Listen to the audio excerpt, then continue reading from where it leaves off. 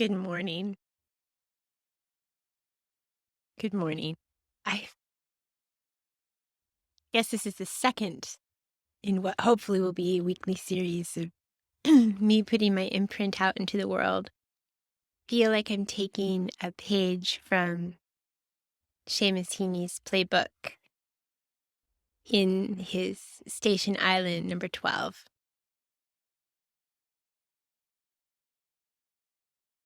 This morning, I was called to do another video. This morning, I wrote my daily devotional, which I am committed to doing now.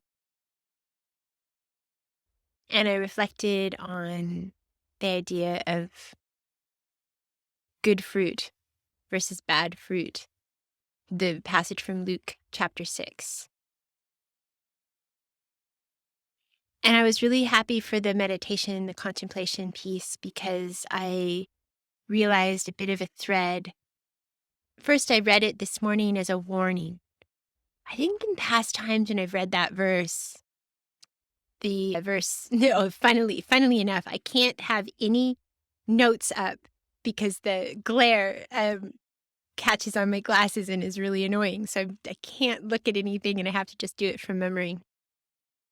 And I can't remember exactly, but the idea that, good stuff comes from the mouth of a good person and bad stuff from the mouth of a bad person, if they have bad in their heart or good in their heart. And I was reflecting that the verse immediately preceding that was about trees bearing certain fruits. A fig tree bears figs, etc. And then I was reminded of the idea that really we are branches on the vine, capital V vine. And when we remain in Jesus, when we remain in God, we produce good fruit. And there was a bit of a reassurance that as I remain in Him, I will bear good fruit. That the fruits of my spirit will be, see if I can do Galatians chapter 5, verse 22, which I tried very hard to impart on my children, and it's definitely in my top 5. Kindness, gentleness, faithfulness, joy, peace, self-control, love. I think I got them all.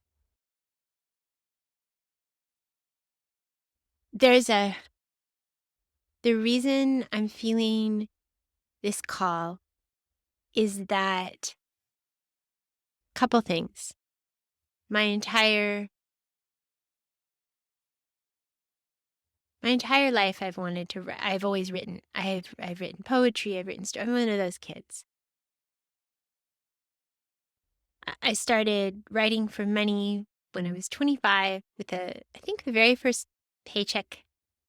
money I got was for an article I wrote about my mom for, it's the massage, was it Yoga Journal? No. Anyway, it was a fairly big publication for me, just starting out. I quickly moved into marketing as I got kids. What am I saying? I did a lot of writing. I wrote a weekly column for a newspaper. I wrote a bunch of cover articles for our newspaper, and I did that thing. And I was writing a little bit here and there on the interwebs, and I had quite a start. Then the kids started coming, and they kept coming. And I morphed quickly into doing blog posts and social media, and at the same time, I started becoming intrigued with the World Wide Web and how to actually, what it is and what it should be and what our place as a society is within it and that type of thing.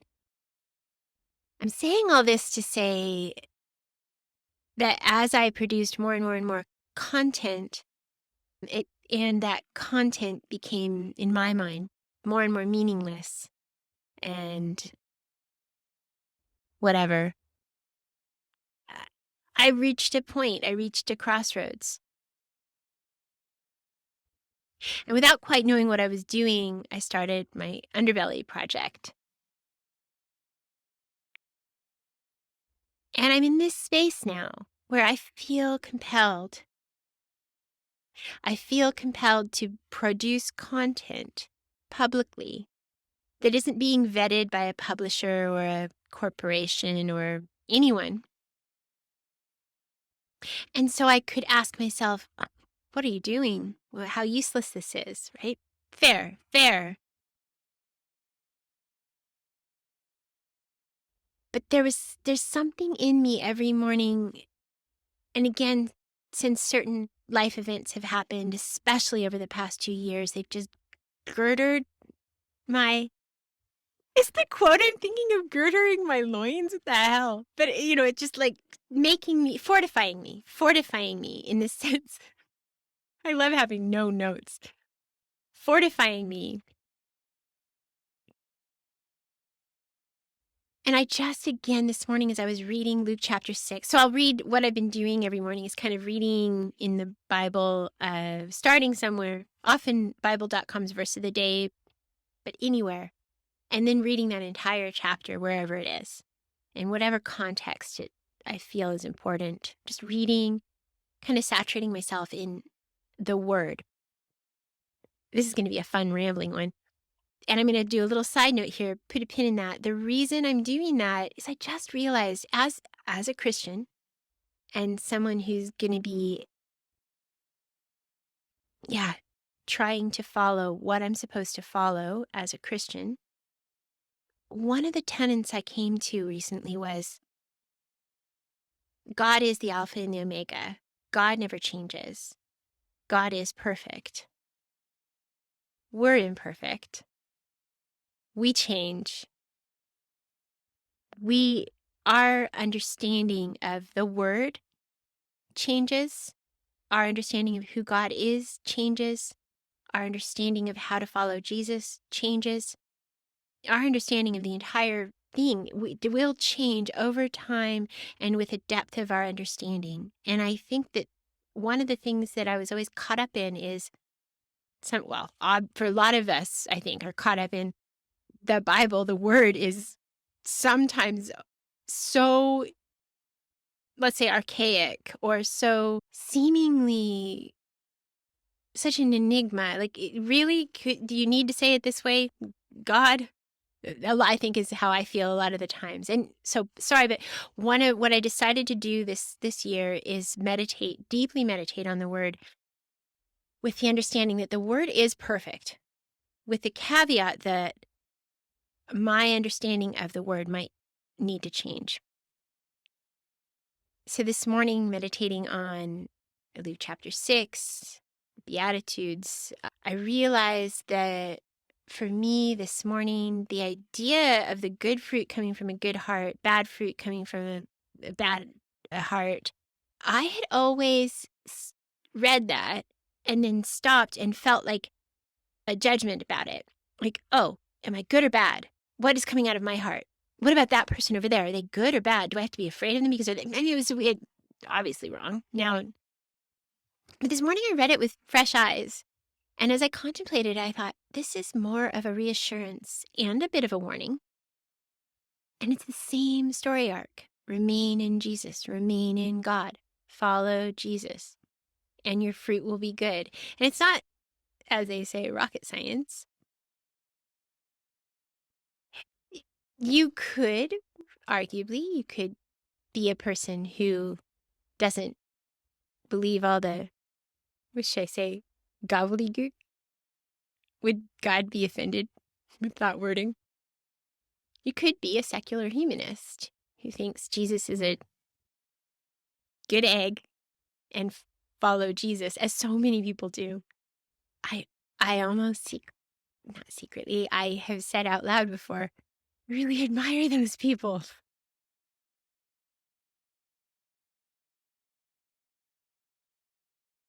I that's another meditation for another day. But today, the idea being, when I remain in good Jesus, when I remain in Him,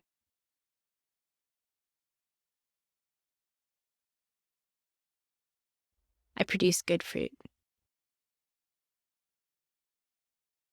And so I feel compelled, compelled is the right word, to produce these little videos, to publicly write my devotionals, just put them out there into the world, to continue with my podcast and my newsletter and the occasional blog post for Underbelly. And I do this because I really do believe that my tiny bit of what I will consider to be well-intentioned, no, what I consider to be good fruit is important. Whether it's important simply to ward off my own depression,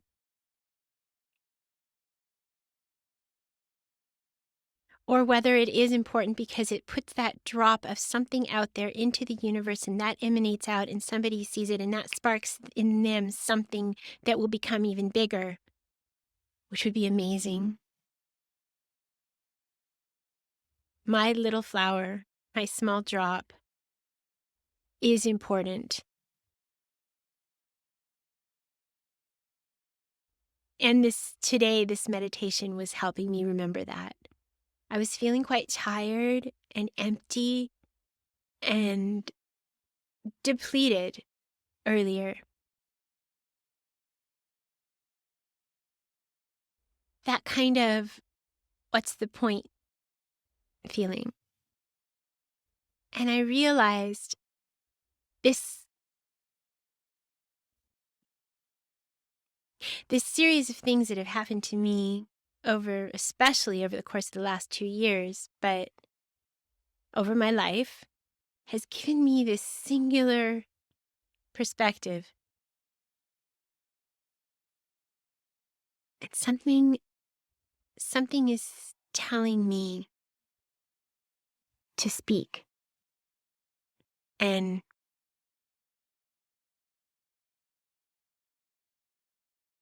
that's it.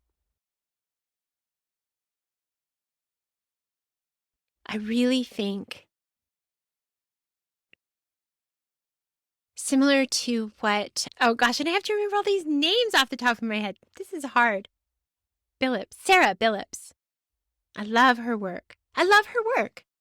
And thank God that she put herself out there and put that it's not little, but put that, is it manifesto? I don't remember. And one of the things was that take back the word Christian. And I thought, yeah, I mean,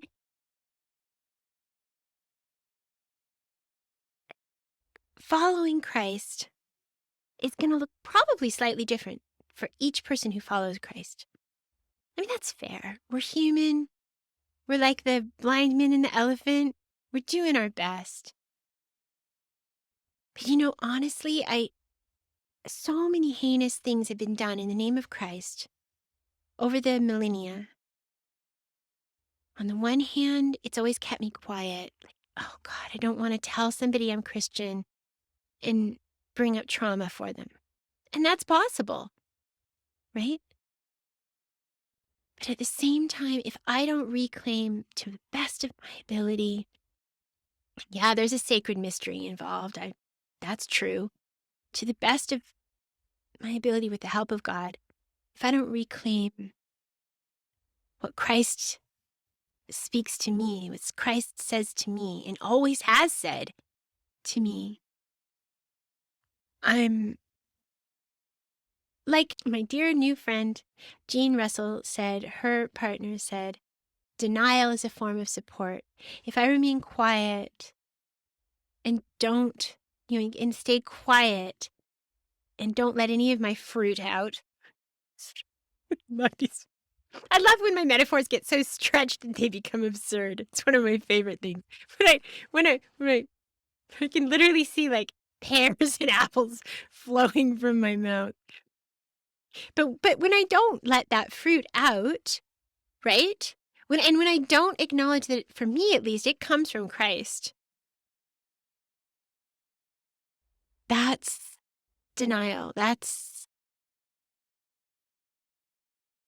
not helping anyone, as they say.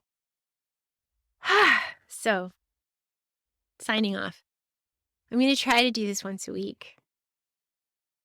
I have Underbelly Project, which is completely secular, but it's morphing more and more. It's becoming what it's supposed to be. It started with the simple word underbelly, which intrigued me. It moved into the idea of doing offshoot projects termed wild and precious, because I realized that when we get in touch with that underbelly side of us, there's something so beautiful and wild and precious in that thing that we produce. So that's where that came from.